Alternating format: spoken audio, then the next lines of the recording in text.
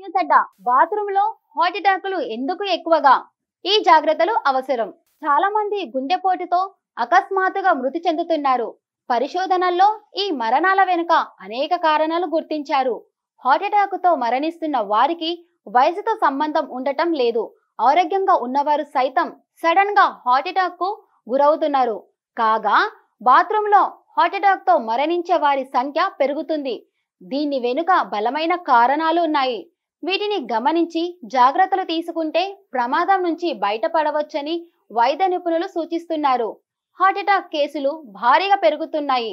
అయితే బాత్రూమ్ లో heart attack వెనుక అనేక కారణాలను విశ్లేషిస్తున్నారు.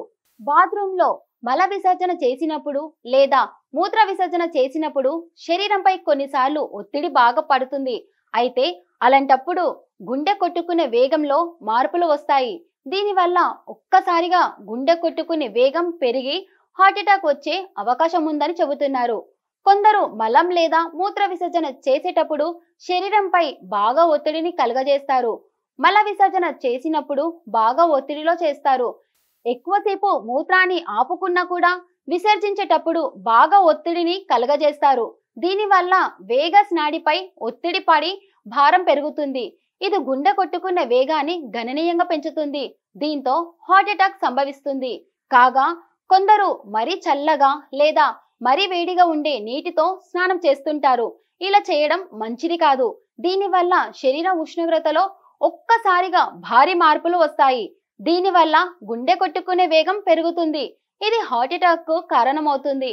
ఇక కొందరు బెడ్ మీద నుంచి లేచి వెంటనే హడావిడిగా బాత్రూమ్ కు పరిగెత్తుతారు. కానీ ఇలా చేయడం వల్ల ఒత్తిడి ఒక్కసారిగా పెరుగుతుంది. దీనివల్ల కూడా గుండె కొట్టుకునే వేగం పెరుగుతుంది. ఫలితంగా అది హార్ట్ అటాక్ కు దారితీస్తుంది.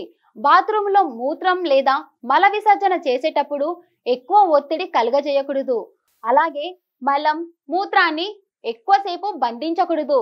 స్నానం చేసేటప్పుడు కాస్త గోరువెచ్చగా ఉన్న నీటితోనే స్నానం చేయాలి. తల స్నానం చేసేటప్పుడు ముందుగా నీళ్లను తలపై కాకుండా కొన్ని నీళ్లను పాదాలపై పోసుకోవాలి. తర్వాత నీళ్లను తలపై పోసుకొని స్నానం చేయాలి. ఇలా చేయడం వల్ల బాత్రూంలో హార్ట్ అటాక్లు రాకుండా అడ్డుకోవచ్చు.